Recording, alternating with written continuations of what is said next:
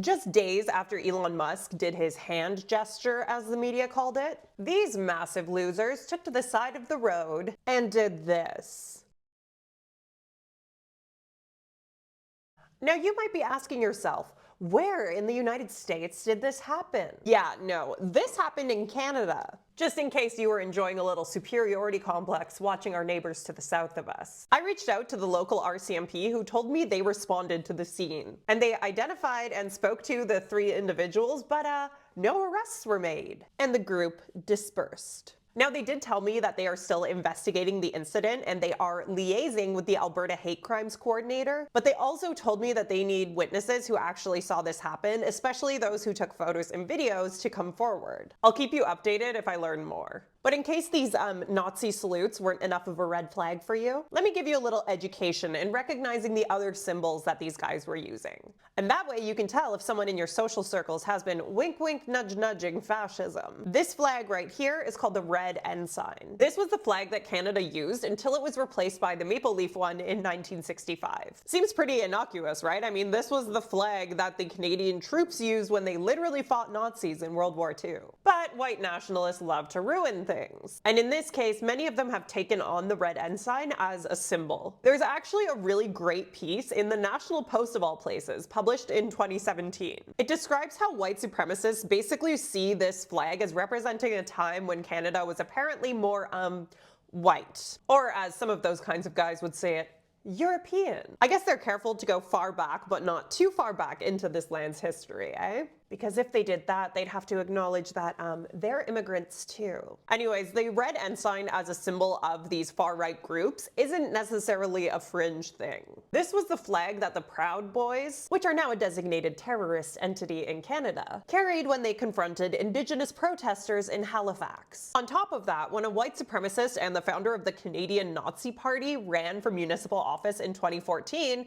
he flew the red ensign at his home. And white nationalist Paul Fromm campaigned to have the red ensign returned as Canada's flag, calling it the flag of the true Canada, the European Canada. You can read the rest of that quote yourself. And the National Post article lists even more examples. Meanwhile, a fringy group of losers has been trying to make the ensign happen again, decrying the multicultural path the country has been on and lamenting the heritage that we lost. Can you imagine being such a loser that literally the only thing you have going for you is the privilege you get from the color of your skin? It's pathetic. So yeah, you get the picture. These guys aren't history buffs. They're sending a clear signal. On top of that, the guy next to the dude with the red ensign is holding something called the Celtic cross, which once again, at its roots, isn't a problematic symbol. It's just an Irish form of the Christian cross. And there's actually several forms of it that are totally non-problematic. But this specific version of the Celtic cross, yeah, it replaced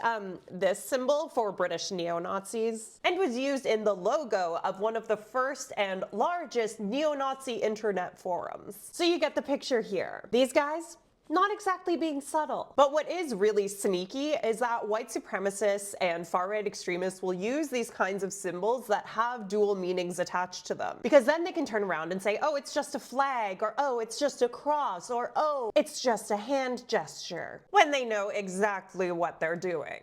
Meanwhile, the media, with its borderline pathological need to both sides everything, and to give people, well, some people, the benefit of the doubt, they really struggle with things that have dual meanings. I know this because I worked in mainstream newsrooms for years. The thing is that they'll try to have this view from nowhere, which doesn't exist. Then these kinds of guys get to enjoy the plausible deniability that gets covered as if there's a chance that they didn't mean what they clearly meant. Case in point, according to local media, these were anti-immigration protesters, as if they just had some quibbles about border policy or something. Meanwhile, a dude who's out here sharing original videos that heavily imply that he was actually there, calling it a great day. Yeah, he's also out here retweeting stuff like this, and this, and this. Once again, very subtle, right? And I want to be extremely clear for Canadians who might be dismissing this. This wasn't a one-off. In fact, the same weekend, some dudes took to the streets of Kitchener to show off this pathetic sign. But once again, because they're cowards, they didn't show their faces. Now, I don't want to pretend that these guys are bigger than they are, because in my experience covering these kinds of losers, they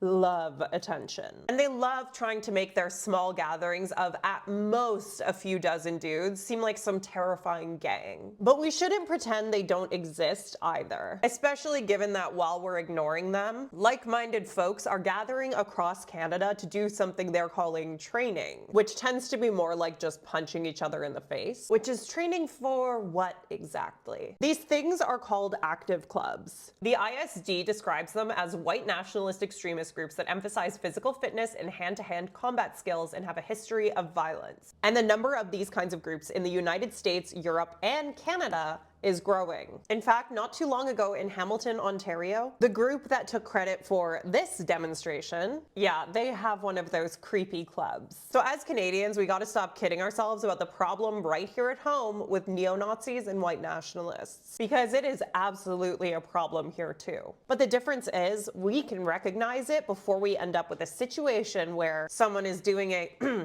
hand gesture on an official government stage. What do you think of all this?